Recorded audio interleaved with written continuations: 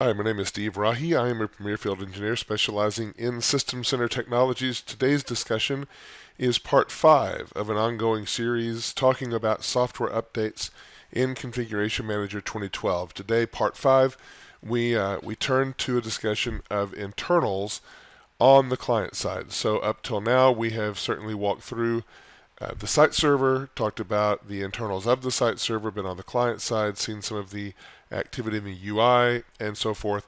So today we're going to spend some time digging into the client side processing of software updates. So this is the way the discussion will flow. First, I want to talk about some client components, just in review, the components that actually work together to make software updating work. Go through the software update scanning process, the different components involved there. Walk through in general the software update installation process. Finally, finish up with a discussion of tracking software updates as they run through the logs to aid with our troubleshooting and so on. So first stop on the client components. So yes, we've talked about these components in various forms before, but it's worth a review again just to talk about some of these things in relation to actually getting the job of software update dating done on the client side, right? So the first one is the Windows Update Agent. So we in the Config Manager client world leverage the Windows Update Agent to do all of the update work, whether it's scanning or installing the update is all done through the Windows Update Agent. Now, it may not seem readily apparent because we certainly have our own logs, as you'll see in a bit, where we install the updates and so on, but ultimately we're handing off to the Windows Update Agent. So it goes without saying that the Windows Update Agent must be the minimum supported version for Config Manager 2012 at least. Not generally an issue on the later OSs, but one thing that does raise is upgradability of the Windows Update Agent, because using the latest version is always recommended, right? So in Config Manager, before we get to Config Manager, in a pure WSUS environment, the agent upgrade is handled automatically through the WSUS server. When there's a new update, it will deploy those updates out to the Windows Update agents that are there on clients. It just works. In Configuration Manager, though, we disable the ability to do automatic updating of the Windows Update agent is essentially turned off. It doesn't work, right? So the question comes up sometimes, how do you actually go about updating the Windows Update agent? And the answer is there's a bit of a manual process of running the executable with some command line switches and so on, but ultimately you should do that on occasion to update those agents that are out of date, right? You could do that through a command line package or something like that.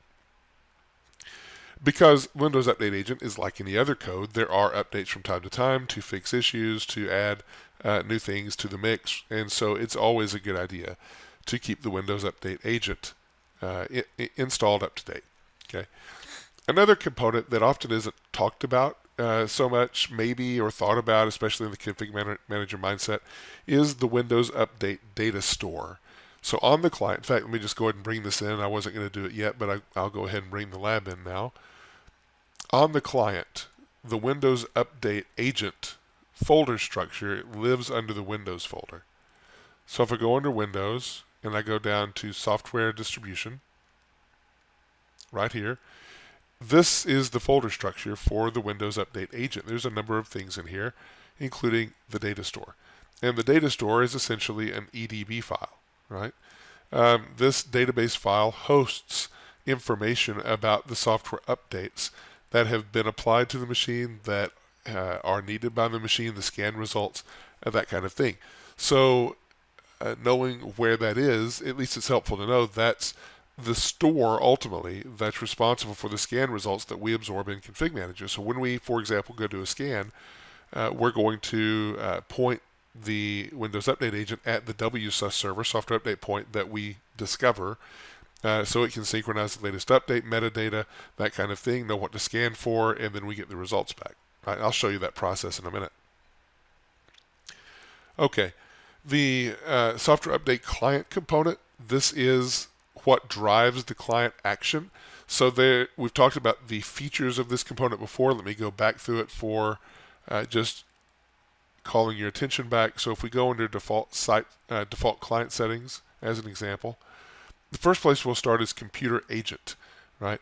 Now there is a setting here to be aware of. Again, we've talked about it before, but just to call it out, disable deadline randomization. So when you deploy a software update, you set a deadline at which it needs to install, right? Now, notice this is not under software updates, it's under computer agents, but it certainly applies to software updates. You set a deadline at which those software updates need to install. Well, in order to allow for randomization of the installation on maybe virtual machines that are hosted by a single server, we have given you the option to disable deadline randomization. If you say, and that wording is just a little bit funny to me, but if you say no, then that means that we are not disabling the deadline randomization, which means that whenever you deploy an update, if you tell it the deadline for install is maybe 1 a.m., then we have anywhere between 1 a.m. and 5 a.m. There's a 4-hour randomization window in there at which we could actually do the install. So if you want predictable installs, which you will if you're wanting things like maintenance windows, or you might just want them in general, you want to turn this off, and it is off by default. Right? There are some other settings here under software updates. We've talked about them before just briefly. You have to enable software updates on the clients in order for software updating to work. Here's where you set your routine scan schedule so that we know the latest updates. Redeployment, so if some update gets removed that you've previously sent out as required, and that deployment is still active, then we'll redeploy the update at that time. And then this one is actually really good for user experience. So if you have a number of updates queued up, right, and maybe there's 3 updates queued up. The deadline for one is tomorrow, the deadline for the next is the day after tomorrow, and the deadline for the third is the day after tomorrow, perhaps. Then what you can do is you can select that when the deadline is reached for the first one, if there are other updates pending that will have a deadline soon, and you can set the period of time to look out right here, just go ahead and install them all, right? Don't disrupt the user more than once. Just go ahead and look into the future, whatever time frame you configure, and install all of them at the same time, right, in the same window. Cool, so those are the client settings. Then we also have a critical component will be the ConfigMgr client cache. That is not just for software updates, it's for any kind of deployment that has binary files that need to be installed on the client. So having proper space in the cache, proper size of the cache, that kind of thing important. Again, that's pretty old hat, right? WMI, a very critical component for really any component of ConfigMgr, and certainly software updates is no different. Here is where we store the configuration settings for the software update agent. It's also where we store the update scan and compliance results as they are being reported back to the site server, and then we persist them here. It's also where we store any and all update deployments, jobs, that kind of thing, and I'll show you that in a minute. How you can get into WMI and learn a bit about what's set there, and so on, right? Then we have the software update binary itself. So this is the file that you want to download and install on your system. So I didn't really put it here. I call it out later. But when you deploy software updates, there's actually 2 components that you need to get, that you need to have available for you. One is the metadata. The other is the actual binary. So the metadata describes the detail about the update, what it is, how the applicability and detection rules work, and that kind of thing. Then we have the binary. So once we determine that the software update needs to be installed, we can use the binary to actually do the install. Again, much like a package, application, whatever. Last thing is the SQL CE database, right? So I'll go ahead and show these to you now. So we do have on the client, I've mentioned this before, we do have on every 2012 client, we have a SQL database, right? So if we look under the CCM folder, in fact, here we go. Let me scroll up. That's what I'm doing wrong. Okay. If we look under the CCM folder and the search for an SDF extension, then we'll see that not only do we have the one database, CCM store, that I talked about in previous discussions, but we have 5 databases on the client that describe information on the client. Now, these databases are not things that you generally need to worry about, but they're here just so you know. And so between WMI and these SQL databases are all the data that we need to go through and do the work that we have to get done. I'll go show you the CCM store database in just a bit. In fact, let me just go ahead and do that now so I don't forget. So if I close this down and go over to the site server, I can launch SQL, and I'm actually doing this out of sequence, but again, I don't want to forget to show you. I can launch SQL and go open this CE database. So this is the path to my database. Now, let me say that on the database here, this is for information. You don't need to change this. You don't need to modify it. If anything goes wrong in here, don't try to fix it. It's far easier to just reinstall the client, let the client fix itself. But it's also helpful to understand how the pieces fit together, so I'll show it to you. If you want to explore this, you can. All you have to do is open the file. I copied it over so that it's not a live file, but you can see there are the various tables here, not many, but there are some. And if I do a simple select query, select star from configuration items, which is the parent table, and run that, oops, typing mistakes, and run that, then I will get all of the configuration items currently in the system. Well, I don't have that many, but the one thing to call out is notice that there are a number of different types here. There's operating system CIs, there's baselines for compliance settings, there could be applications here if I had any applications deployed, and there's a number of software update deployments. This particular number, remember D4A, you'll see that again, and that is a unique update ID for one of the updates that we're going to see in the logs, right? So that's there, and you can explore the other tables too. I won't take time to do it, but again, just another caution. Look, don't touch, don't change. There's no need for you to go in here. This is kind of a hands-off thing, but it does help you understand the system a bit to know at this level what it's doing, right? Okay, so let's move on. Now, the first thing that I want to do in terms of breaking this down and understanding how this works is talk about the scan process, right? So I put up this little flow chart here to try to describe the scan process, how that works. The scan process is something we can run independently. Every 7 days by default, you saw as the schedule. It's also something that runs as a part of software update deployment, right? So understanding how it works is important. So the first thing on the line is the way that the scan has been requested. It could be either a manual trigger of the scan, it could be something that happens on a schedule. Either way is fine, the process is the same. The next thing in line after that you'll see in a minute is that in order to do a scan, the scan engine for us is the Windows Update agent, which needs to get its information from a WSUS server, software update point, in the Configuration Manager world. And in order to do that, we have to find out what is the location of the WSUS server we need. Well, you might think, why are we making a location request? Why can't we just put that in through policy? Well, I'll talk about that again a little bit more in a minute, but in terms to answer the question, why are we making a location request? Remember, clients could roam around. If you have a laptop client or a tablet these days, Surface Pro, whatever, you could be moving around from office to office, could be at a different primary site, could be within the boundaries of a secondary site that has a local WSUS server. So we definitely want to be able to leverage the local WSUS server, software update point, if there is one, right? Which there should be. And if there's not a local one, we'll go back to whatever the most logical one is based on the algorithm we have. But there's another part of this too. So in Service Pack 1, we introduced the ability to have multiple software update points at a single site. So if you have a single primary site with 5 or 6 or 3 or 4 software update points, whatever, 2 or 3, we need a location request to be able to identify which one makes sense for us to use and pick between the ones that are available, that kind of thing. So location request is very important, right? Now, there are some implications with location request and policy. Again, I'll talk about those in a minute, but just know that's there.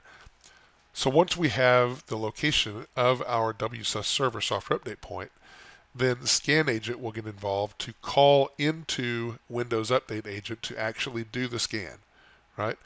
And these, to be clear, are kind of interchangeable. So scan agent is the first component that gets called to ask for location. So really, I probably should have switched these two, but they really work in tandem. Scan agent gets kicked off next, calls for the location of WSUS, hands that over to the Windows Update agent by recording it on the client so the Windows Update agent has it, that kind of thing. The Windows Update agent actually does the scan. So the Windows Update agent scan is initiated. There's a few things. So Windows Update.log, that is a log specific to the Windows Update agent, tracks the progress of our scan. The ConfigMgr client log WUA handler tracks the scan process. So it looks like, and I very often go to WUA handler just to watch what's going on, because frankly it's easier to read than Windows Update log. But just know Windows Update is actually the one doing the scan. Then we have finally the Windows Update verbose logging. So if you have a need for additional logging on your system to understand what's going on in the update process, the scanning process, we can add some additional logging into the Windows Update log process to see that. And I'll show you that in a minute. Right. Once we get done, the scan results are stored in either WMI or the datastore.edb we saw. The WMI will be for the ConfigMgr client. This datastore.edb is for the Windows Update agent. And then ultimately the state messages about the scan results are reported back to the site server in ConfigMgr.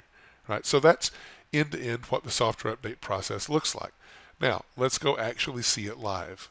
I'm sorry, that's end-to-end what the software update scanning process looks like. Now let's go see it live. All right, so if I pull in my lab here, then I'll be able to walk through that process. So I'll go to a Windows 8 machine. Now, I've already actually saved this off in the log files, but I'll show you. If I go into the control panel and launch my client applet, then I can start off the scan cycle either manually by kicking off the scan cycle, or it could be a scheduled scan, or it could be a scan that's a part of the software update process, so that's why I have it, right? Now, so these logs are the ones that are relevant to the scanning process. So whenever I click, in my case, I click the scan agent or initiate a software update scan, it's going to open and begin that process. You'll see it in this log, right? So if I go to the top, there were a couple of misfires here where I didn't quite have things configured yet. But let's see, along about here. Here we've, oops, that's a little bit too early. Oops, here we go. I'm getting too far down in the log. All right. Let's see. Okay, so we see the first line here, scan by update source is called. I clicked on it, it's manual, so we're initiating the scan, we're inside the scan. And one of the first things we do is we have to go out and find the WSUS server we should be talking to, right? We just talked about that. Well, in order to do that, I'm going to create and send a location request. This location request ID is actually handing off to the location services log, which I could pull up here. You can pull up. It's not unique to software updates. It's a way that we find either content, the WSUS server, whatever.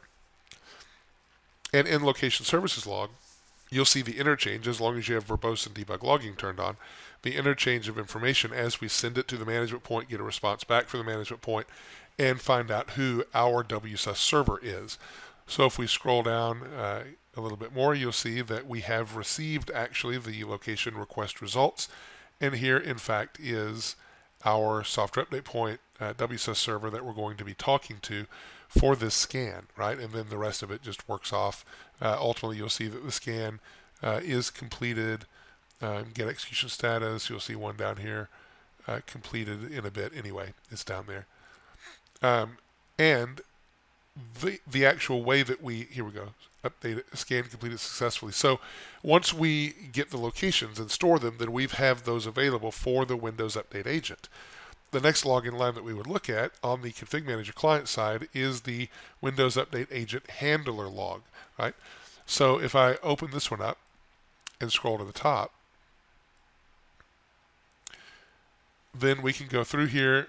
Here we find that again we're referencing the WSUS server that we know about, and then we're going to start scanning. So notice this, async search of update started, and then notice the timestamp. Have a little bit of a difference here, about a little bit over a minute of difference between these two entries. And then we have a completed entry. So that's just kind of a tangent point. As you're looking through these logs, the timestamp really is helpful.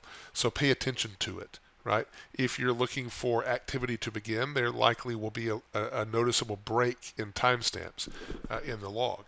If you're looking for maybe where one component hands off to another, there will be a timestamp in the log. There's also another trick for figuring out which components talk to which and hand off between that I'll show you in a minute, but that's a good indication too.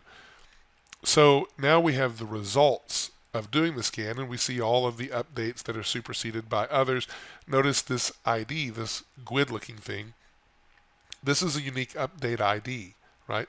So in the logs, you will find these unique update IDs all over, right? So it's helpful to be able to translate these unique update IDs to understand what update they're actually referencing. In some of the logs, you will see the friendly name of the update, but not all the time. So here, let me just show you a quick way to map that. If I go to the software library and look for software updates, and look at my software update group content, there we go. Notice that I have, well, I'll just do it here. Show members.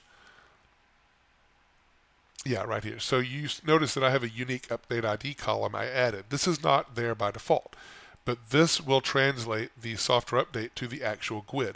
Again, pay attention to the D4A, you'll see that again. But right now we're just going through and looking at those different updates, saying what supersedes what, so that we're only going to report the right data. We have the relationships intact and so on. So if we scroll down, we'll get to a section after this shortly where we actually see the results of the scan. Here we are, right? So what the update name is, the friendly name, here's the ID again, and what its status is, missing or not missing or whatever else, right? Well, you look through here and you see that generally the only updates that you see are the ones that apply to the system. Well, that's true. Absolutely true. Little tangent here. We will filter out the updates that apply to the given system and report those out, right? So one of the things that I see a lot is customers will target updates to systems that will never apply to that system. That's fine. It's not going to affect the scanning results. It's all good, and the system's engineered to handle it. But still, it doesn't make a lot of sense to me to target updates to a system that you know will never need the update. Case in point, if you have a Windows Server 2003 box, why would you ever target Windows 2008 updates to it? It's never going to need it. It's just extra stuff that has to be stored in WMI, potentially processed, could maybe skew your results for compliance, whatever else. But here you see that we are only really going to be calling in updates that are for the platform that we're on. And now just another pointer, this kind of level of detail you don't get unless you have verbose and debug logging turned on. But generally it's not necessary either. There's other tools that can help you get this. So not too long ago, ConfigMgr 2007 really, and even RTM of 2012, I was kind of really on the bandwagon of verbose and debug logging for the client all the time, because there's certain things you don't get in the logs without that level of detail. In 2012, that's still true, right? And in certain troubleshooting scenarios, you definitely need verbose and debug logging, but we give you enough detail through some of the other toolkit tools, that kind of thing, that you really largely don't need to have verbose and debug logging turned on. It's still a good idea if you want to always have at your fingertips the detail that you need to see, but it's not as much of a requirement anymore, though in some cases you definitely still need it. Anyway, this is the Windows Update Agent Handler showing the results of the scan. But you'll notice that if you go into the Windows Update Agent log, and I don't recall why I have several of them, I'll just go to this one and look through this log, you will definitely see that the work of the scan is being done here. So we'll call in to the system to start the scan up, and you'll see, start the service scan. We'll scroll down a little bit, and initializing the global settings cache, initializing Windows Update Agent, so it's starting up, and you can read through this thing ad nauseum and learn a lot of detail about the flow of things. Now we're going to start searching for all updates, right, and a little detail about the system that we're searching on and that kind of thing, right, and we're starting up the automatic update search, and off we go, right? Well, we can read through all this and so on. One of the interesting things is if I search for CCMexec, we're going to find that down here, right? So I skipped over a lot for some early things, but basically we see initializing the automatic update agent. This went down a bit. This time, the reason it jumped is because in this scan, it's actually being initiated by the ConfigMgr client, CCMexec, right? You can see it right here, initializing the scan, starting through. Here's who called in. We're starting the search. Here's the OS version, right? And we're going to start up finding the updates. Okay, here's the WSUS client URL that we have. You know it is because of the 8530 and so on, right? And then we can simply go through and we're going to synchronize any extended update information, so making sure our database is up to date and so on. So spend some time doing that. These are the unique update IDs. And then ultimately we will be done with the process and report that out. So we're good, right? And that's how the ConfigMgr client gets its update information, right? Now, that's all well and good, but there may be times that you actually need to have a little bit more. Let me go over here for some additional considerations before I jump back into this next part. So when you're doing the software update scanning, there are some things to understand, right? That's the basic update scan. You get the scan request, scan agent wakes up, calls in, gets the locations come back to scan agent calls into Windows Update Agent, that does the scan, tracked by Windows Update Agent handler, and it's pretty simple workflow. But it may not always be that simple. It's not hard really in many scenarios, but if you are maybe in an internet client versus intranet client, there's a little bit of a different hoops that we jump through. Again, it's not that hard. If you have multiple software update points, which we have in Service Pack 1 Plus, you can have multiple software update points at a site, then there's additional information about finding the right software update point and possibly failing over to a software update point if yours has your assigned one has failed, that kind of thing. Those are in the logs. We can track them, but you get the general idea. All right. So one of the things that was a challenge, and sometimes I see it crop up still, is administrators who assign a WSUS server by group policy, right? If you have a WSUS server assigned by group policy, the ConfigMgr client is going to realize that and back off, right? The common error message would be overridden by higher authority in the logs, because we know that policy is a higher authority than we are, so we're letting policy take control. In general, you just don't want to assign the WSUS server by policy. Let the ConfigMgr client figure out what WSUS server to use based on its location, based on the location request. That's just the right way to do it. That's how the client's designed, right? So just be aware of that. Also showed you the software distribution the software distribution folder. Well, there's some implications for troubleshooting of this folder. So one of the things, let me just pull it back in so you can see it. One of the things in articles that you'll read around the web, news groups, that kind of thing, is people who have trouble with software update scanning or whatever. One of the things they'll be asked to do is just delete this folder, right? Well, oftentimes if you delete the folder, it works the next time you scan. Well, why is that? One of the reasons, not the only one, but one of the reasons is inside this folder is the data store and this database file. If there's any corruption in this file, if there's any problems there, we basically reconstruct it and start fresh, right? Which is maybe a good thing. Maybe it will clear some issues, that kind of thing. So that's cool. Now, the other thing I wanted to show you here, just to pull over, is talk about this Windows Update verbose logging, right? So it's useful just to know what's going on. It's also pretty useful to track maybe some update detection logic and know how it's been applied in the environment. And Windows Update Agent verbose logging is something easily turned on in the registry. So I've opened regedit and go in. I'm already opened up to the location. It's this key, right? And what you need to do is you need to add a key called trace. This is not here by default. And then inside trace, we need to add two DWORD values, level and flags. and set the value accordingly. So we want to set the hex value to 16 in this case, and the hex value of level to 3. Once I do that, then verbose and debug logging is turned on. Now, it's different than ConfigMgr verbose logging because it can put a bit of a load on the system while it runs. Well, ConfigMgr can too. But I never have a problem leaving ConfigMgr verbose debug logging turned on just in production. You may or may not want to do that with Windows Update verbose logging. It does add a lot of data to the Windows Update log. It's your call, right? But just be aware of that.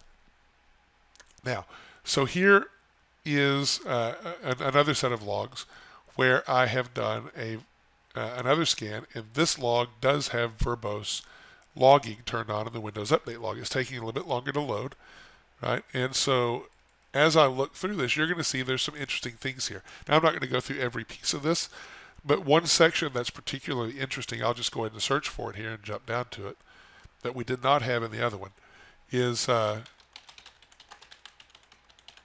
we go. So you'll see an entire block here, right? So after we go through the update, synchronizing updates with the server, whatever, we're going to go through and check all the updates that we know about and find out, are they applicable? Are they superseded? Are they installed? Are they installable? That kind of thing. So you see us checking right here all the details. Now, you don't necessarily see the logic behind what does it mean it's superseded, what does it mean it's installed, what does it mean on these different conditions, but we're definitely checking them. And you will see as we scroll down certain information like what registry keys we're checking and what file system entries we're checking. I'm just scrolling. A lot of these might be MSIs, so we're just checking for MSI codes. Here's a reg expression that we're trying to evaluate, right? So if I look here, we're looking for a superseded rule. We're going to look for whether the rule is whether we're installed, that kind of thing. So you can definitely see places here that we're looking in the file system, in the registry, and different things for different logic to know what to do, right? But even if we didn't, even if it's just a true or false, this would be a really useful place to go for troubleshooting. So let me give you one scenario. So one scenario I dealt with a while back was that an update was installing, absolutely installing, but it was constantly saying it was not installed. It was needed. Well, why is that? Because what had happened in this case, it was a SQL server, and at some point, I don't know all of the details how it got into the state, but at some point there were some fragments of SQL Server on the C drive. Well, then SQL Server was actually in production installed on a different drive, E, we'll call it. Well, when the update ran, the detection logic for the update actually being there was based on what was stored in a registry key. So that registry key was actually saying that the install drive was C. So sure enough, whenever the detection logic ran to find out is this update installed, it looked at the C drive because that's what the registry said. And in fact, that update was not installed on the C drive. That updated file was not installed on the C drive. But if you went to the E drive, that updated file provided by the update or whatever files were actually there. So it truly was installed, but because of some misconfiguration of the registry and whatever, the detection logic was saying that it wasn't installed, right? So a temptation oftentimes is, if it says uninstalled, or I'm sorry, if it says that an update's not installed but you know it is, just to bypass that server or system and move on. When in reality, there's either a problem with the logic on the detection logic or whatever on the update, or there's actually something wrong with the system that is trying to be detected against, so that we just aren't finding it right. Either way, it's something that would be good to dig into, right? Okay. Enough of that for now. Let me move that back out of the way, pull this out, and we'll move on. All right, so that's software update scanning. Talked about the verbosity, how that's helpful in some situations as well. So now let's move on and actually go through the software update installation process, see how we can track that in the logs. All right, so let's move to the next slide. Okay, so I break this down into two things. First is the general understanding of the software update installation process, and then I want to break it down into the software update installation tracking, going log by log and looking at how it works, right? So in terms of the software installation process, I want to start here because it's something always good to keep in your mind about how this particular process works, right? So if once we get to the logs, we're going to see that it's really a pile of tangled spaghetti how these logs interact. So it's easy to get lost perhaps in those logs if you don't remember the general process of what we're trying to go through. So it goes without saying, but if you're installing a software update, this is kind of the process you go through. You're going to initiate that deployment on the client, right? And then you're going to have a need to do the compliance scan. Well, why do we do a compliance scan after we initiate the install? Well, the answer is that we don't want to install the update if it actually has already been installed. So we scan for it to make sure. And then after that, we're going to go acquire, if it's needed, we're going to acquire the information that is needed to actually do the install. Now, when you think about it, doing an install, you think maybe that there's binary files that you need to download from the distribution board. That's certainly true. But that's not the only thing. So whenever we're going to acquire content, there's two things we need. The binaries for sure, but then also the configuration item definitions, the metadata that describes these updates that we're going to be applying, right? Those two come down. They're two separate things.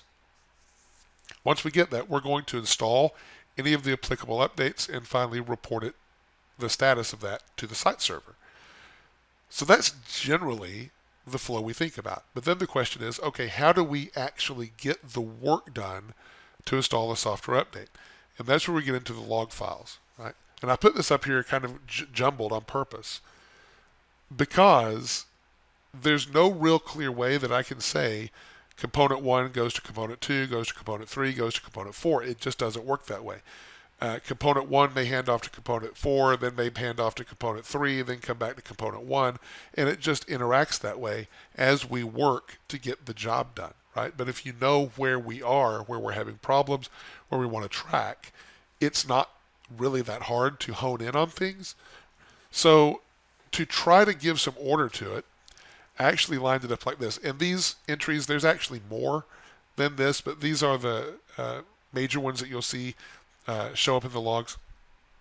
The ones that I've highlighted in yellow, these are the key logs, as I would call them. The others are kind of supportive.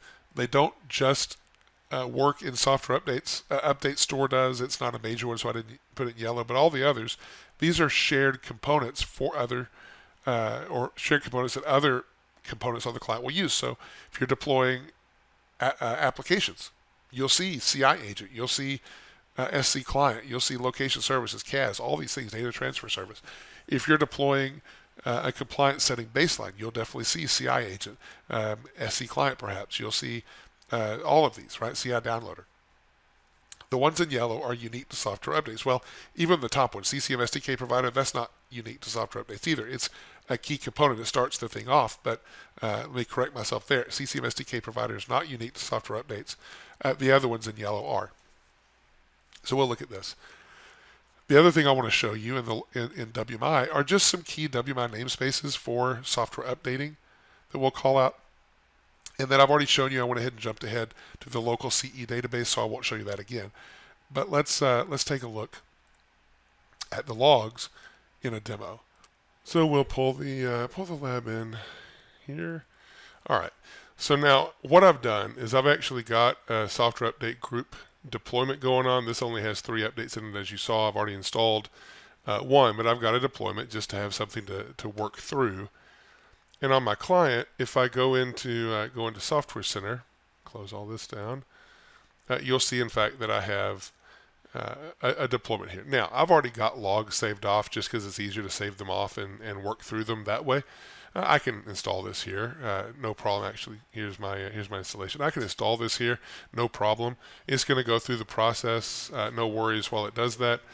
But we'll just look at these updates, this update installing in the log. So if you go in and look at the structure here, I'm specifically calling out a time here that I want to trace. So let's call our attention back to what I mentioned earlier, where when you're looking through these logs, it really is important to be able to line these things up by time. Now, So I can sort by date modified. That's what I'll do here. Because I know, just because I wrote it in the name of the folder, that 1134, almost right on the dot, is when things start up. So I'm going to show you a trick that will help you kind of understand how these logs weave together. You saw that jumble of components, how you can make sense of that. Now, what I want to do is also call your attention to the fact that these timestamps, while they're good, they may not always identify every log that you need to pull in. So 1134, you see a bunch of them here, but if you scroll down, you'll see one down here, updates handler says 1131. Well, I know that's wrong. In fact, if you open up this log and look, you'll see that there's logging at 1134. Point is, this timestamp may not always be right. It should update now that I've done that, but you can start there. So let me show you what I'm going to do here to identify this. If I'm approaching this fresh and I don't have any idea what particular components, what particular logs are going to describe to me the activity that takes place, then I can frankly take all of my current log files and just weave them together in CMtrace. Right? So I'll open CMtrace here. File open. I could go in and take all of these logs, make sure I'm looking at the right one, take all of these logs and weave them together based on the timestamp, based on the most recent logs, and I will definitely have all of the conversation, right? A lot of junk that I don't need, but all of the conversation. Or if I know generally the time that I'm looking at, I can just choose the ones that I care about. Or if I know the log files that are involved pretty well, I can just choose all of the relevant ones. In this case, I'm just going to select to merge these selected files and also go down and get update handler. It's down here, update handler. All right, and say open. So it's going to merge these things together.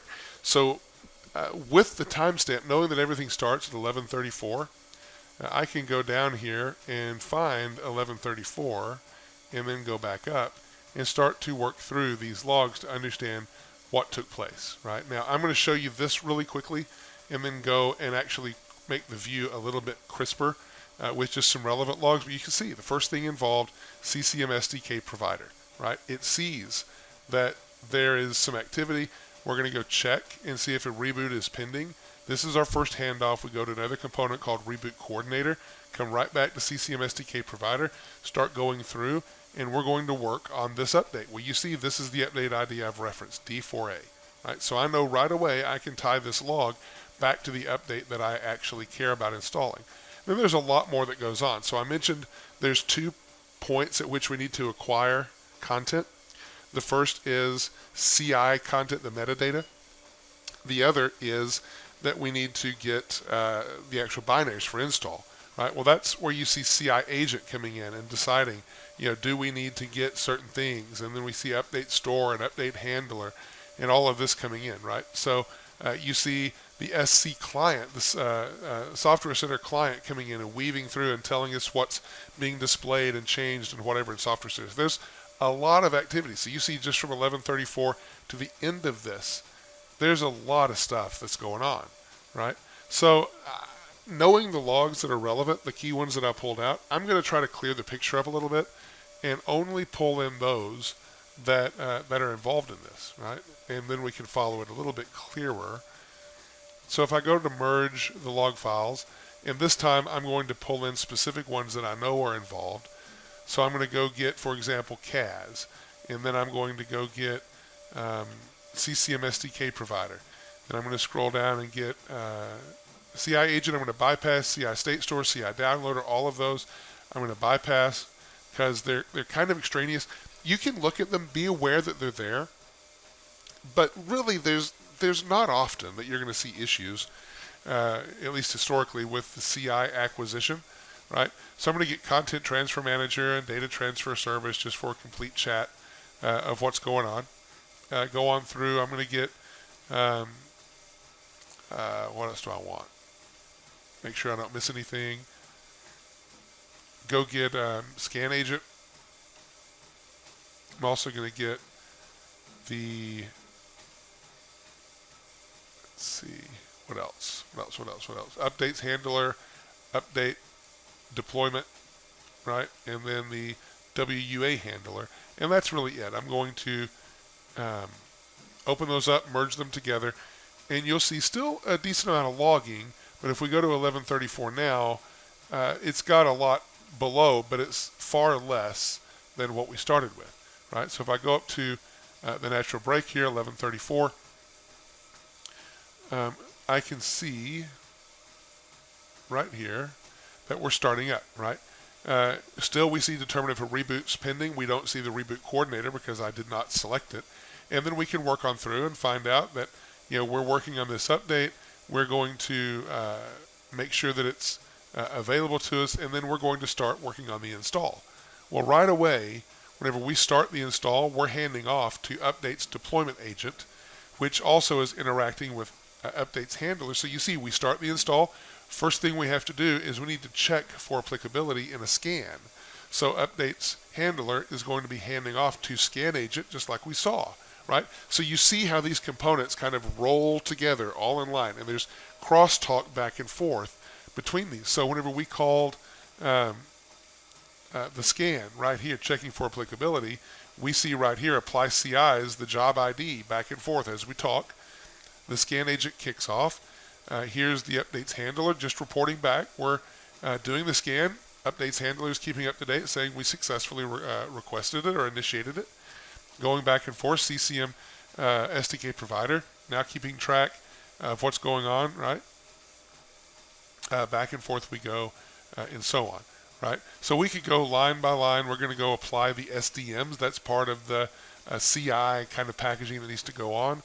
We're going to go through, and again, here's the scan agent. We're evaluating the update status, whatever. Updates handler, again, we completed the scan. We're continuing to move on. And we can just keep going to the logs. There's a lot of detail here. You can see very, very verbose information about what's going on. And then ultimately, we're going to get past this part to where we need to go install the updates themselves. Let me move down to that level. And yeah, I know I'm skipping over a lot of logs. I'm doing that on purpose because if I went line by line by line, it would really start to get boring and I would lose you anyway. So I just encourage you in your own environment to weave these logs together. Watch what's going on. Read them line by line. It really would be worth the time to see what's going on, learn how the system works. Ultimately, so we have the CIs we need to get in place. We've done that. Now we need to go and get the actual updates themselves. So here we see that we're going to go get the updates. And we know that because content access, CAS, has come into play. That's where we go find content on the distribution point. Here is the status of the distribution point where we can go get this. And then content access, just like other components, hands off to its child processes. So the next one it hands off to is Content Transfer Manager. CAS is, well, let me pause for a minute. These components on the client, they're what I call, my term only, kind of umbrella services. And then there's, or umbrella components, and there's other components that sit under the umbrella. CCM SDK provider is kind of that umbrella component. Updates handler, updates deployment, whatever, are kind of that umbrella. There's other components that they call into to get their job done. Well, CAS is that umbrella component for content acquisition. It starts the process of acquiring content, but to get the job done, it hands off to location services and content transfer manager and data transfer service. Data transfer service is the one that actually gets the data. But all of these talk back and forth and keep each other updated about what's going on. So here you see that we're going to download data. Well, Content Transfer Manager doesn't do that. It's Data Transfer Service that actually does that. From the DP, you can watch it happen, right? If you had verbose and debug logging turned on, you would see even more. You can see the individual files come down, whatever. And then as we roll along, we will finally see the updates get installed. If I can get down to Windows Update Handler, we'll see some synchronous searching of updates. We'll see the installation of updates started.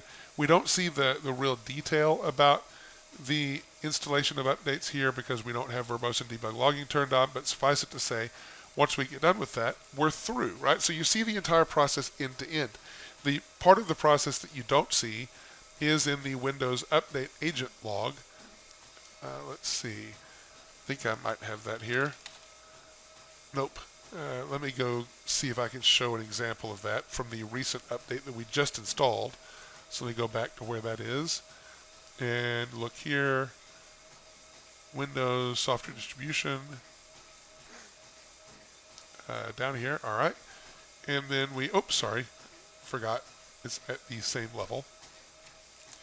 Windows Update log. So let's go to where it's going to take a minute to load. Let's go to where it actually is installing. I'll pause the video so you don't have to watch that bar, and I'll come right back. All right, so here you can actually see in the Windows Update log, this is still with verbose logging turned on. It actually took quite a while to load. That's why I recommend, be careful with it. But you can see the installation of the update. You can see the name of the update, the ID, that kind of thing. You can see the progress from the CBS component of the system. The Windows operating system actually assists with the load and whatever. You can see it finish and different things, right? So it is absolutely here if you need to troubleshoot an installation problem. Certainly the WUA handler log is a great place to start, but there's other places as well that can give you even more detail, right? Okay, so now there's a couple other places I want to look at. Let me go to WMI, and we'll take a look at those few namespaces I want to show you. All right, so I still like using WebMTest. There are other tools out there that can help you look at WMI repository, but I kind of have a knee-jerk back to WebMTest. So we'll launch that up. And there's 5 namespaces I want to show you, just to give you a feel for what kind of data is in here, right? Not to be exhaustive, but just to show you. So if I'm going to start with the policy namespace. So whenever the client enables the software updates agent or gets new deployments or whatever, this is where that detail is stored to show you what the client has to do. So if I go to root CCM policy machine actual config, all right, oops, what did I do? Typo. There we go. Enum classes recursive, and go down to the CCM update CI assignments. You will see all of the updates that have been assigned to this particular system, right? Here's just one assignment ID, but in that assignment ID, you see a number of updates. So WebMTest is not the best editor, but you can easily pull out the information in here to look at it in Notepad or something that's easier. Paste that in. And we have word wrap turned off, I believe. And so you see a lot of the detail. You see exactly which updates are here. You see a little bit more information, the applicability rules, kind of reference, though it's hard to decipher them here. And all of the updates themselves that are part of this assignment are listed here. So again, do you need to go into this detail normally? No. But if you need this kind of level of detail when you're troubleshooting to confirm things, whatever, it's here. You can go in here and see the assignment name, right, of the assignment, whatever, and all the detail about it. All right, so that's one place. So also, if you want to see what update source, not really as important in 2012, but still worth seeing. If you want to see the update source, meaning where are we getting the details of our updates, then you can go in here and look and see that it's a WSUS enterprise server that is our update source. Now, there were other update sources that you could use in ConfigMgr. Maybe there are still some third parties that I'm not aware of, but a good example is in ConfigMgr 2007, we had the ability to use the SMS 2003 backwards compatible for the update source, that kind of thing, so it would be showing up in here as well. And the reason this is important is we will always reference the update source that we're using whenever we do a scan. We'll tell you that it's WSUS2, but it's still interesting to know where it is. Now, once we get the assignment and start processing the assignment, the actual updates themselves, there's a software update namespace that we can connect to. So we modify this, go back to software updates, and then there's actually 4 under here. We'll start with deployment agent. All right, and then under here there's just one entry we'll look at, but specifically, and mine's not a very busy system, that's why there's not more, but we can look at all of the targeted updates right here. Right, look at the instance of it, and we see that there are actually 3 updates targeted. Well, that's interesting. Why? Because if you look back in the update list, in fact, let's go do it, or the software update group. If you go back to the software update group and look inside this, you will see, in fact, that there are 3 software updates that are targeted to this particular machine. Right, and so we list them all out here. You can look at detail about them by clicking on it, showing MOF. Seeing different settings about it, right, and how it's configured. You can even go in and look to see if all of these updates are applicable, not applicable, installed, whatever, right? But it's there. There's another location that I'll show you real quick. So if I connect in here, go to update status, or I'm sorry, update store. So update store is where we store the status for our various updates. So if I go down to CCM update status, a little bit further down, well, a little bit further up, see, there we go, update status, instances, then I will be able to look at every update that this system knows about and see the status for it, right? So I could use my unique ID if I wanted to sift through this. Maybe I'll get lucky and see the D4, whatever it was that we were looking at, and I could click on it and see the status. Is this it, B4A? Let's see, show them off. It'll tell me right away, is it installed, what is it, you know, that kind of thing. What's the product ID, is it missing, so this one's missing, that was the wrong one. All right, and stuff in here. So very useful for tracking, right?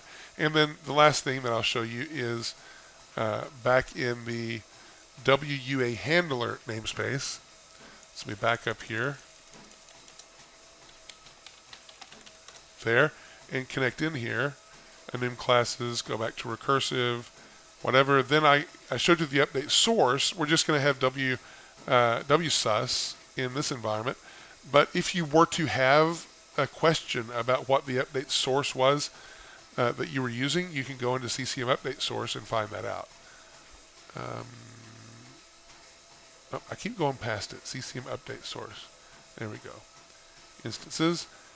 Here you can tell it is WSUS. Now, how do you know that? You don't know that because it says WSUS. You know that because it is an update source. And you also see this URL with 8530 at the end, which is a port, default port for Windows Update WSUS server. All right, so that's really it, right? So that is admittedly a whirlwind kind of walkthrough of software updates, internals on the client, but hopefully helpful, right? So it was a whirlwind, yeah, I know that, but a lot of stuff to cover for sure, and no substitute for actually digging into it yourself on your own systems. But that's it, right? And there are a couple of extra topics I just want to touch on real quick. So won't really show it to you here. I'll go into it a bit in the next session, but I've already talked through it in one of the other sessions about toolkit for SP1. There's a deployment monitoring tool. So those details in WMI where we're looking at the status of the updates and whatever, it's a nicer tool to be able to look inside that and see the status of the updates in a nice UI, right? So you don't have to go into WMI. There's some other things just to mention, like distribution point access, the internet. So I've shown this to you before, but just to call it out again, in SP1 we added the ability for a client to retrieve updates from the internet in the event that they were not able to get back to the home infrastructure, right? And so that's a cool thing to factor in. We'll change the logs just a little bit. Showed, I believe, the logs last time. It really is in the content acquisition section that you would see that. Maintenance windows certainly factor in to whether an update will apply. Understanding strategy around that and using those effectively are important. And then just selective downloading. So again, mentioned it before, but in order for a client to obtain content, they can get it from whatever a software update deployment package has the content. So it is selective. If you have a software update deployment package with 900 updates and we only need 3, that's all we're downloading, right? So again, well-known kind of features that we've had even from 2007, Config Manager 2007, but worth talking about. So with that, we'll wrap up the session, and we will see you the next time.